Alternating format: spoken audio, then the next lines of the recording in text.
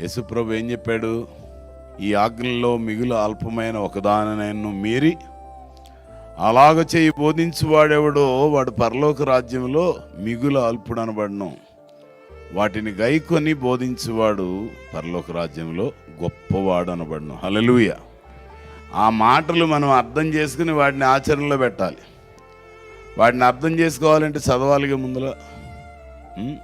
ఒక పరీక్ష రాయాలంటే టెక్స్ట్ చదవాలి కదా, అది ఏ సబ్జెక్ట్ అయినా. చదవకపోతే ఏం తెలుస్తుంది? అలాగే దేవుని వాక్యం చదవకపోతే నువ్వు ఎలా వాటిని ఆచరణలో పెడతావు, ఎలా వాటిని నువ్వు ప్రాక్టీస్లో తీసుకొస్తావు? అప్పుడు ప్రాక్టీస్లోకి తీసుకురాకపోతే నువ్వు ఎవరికి చెప్పలేవు. ఎవరికి చెప్పలేకపోతే నీకు అసలు గుర్తింపు రాదు.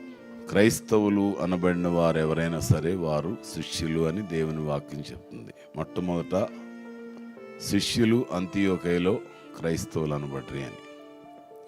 సో ఎవరి శిష్యులు? యేసుక్రీస్తు శిష్యులు. ఇలాంటి డెఫినేషన్స్ లేకపోతే వివరణ అవసరం లేకుండా క్రైస్తవులుగా దాన్ని మార్చుకున్నారు అంతే. యేసు ప్రభు ఏం చెప్పాడు? అందరికీ చెప్పాడు. ఏమని? మీరు వెళ్ళి మత్తయి సువార్త 28వ అధ్యాయంలో ఏమని చెప్పాడు? కాబట్టి మీరు వెళ్ళి 28వ అధ్యాయం 19వ వచనం, మీరు వెళ్ళి సమస్త జనులను శిష్యులనుగా చేయడి. శిష్యులుగా చేయాలంటే మనం ముందర శిష్యత్వం చేయాలి కదా.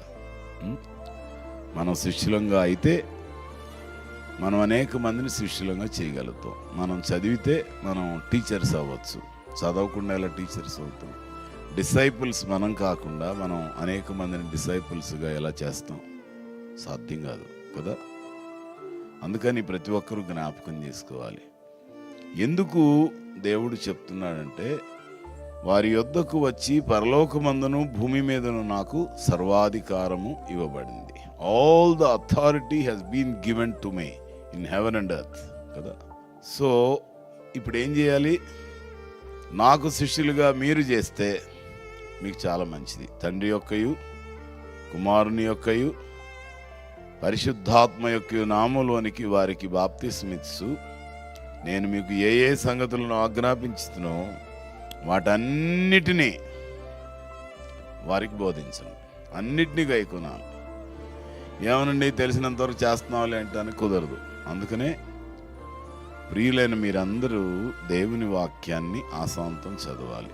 ఆదికాండం నుంచి ప్రకటన వరకు చదవాలి.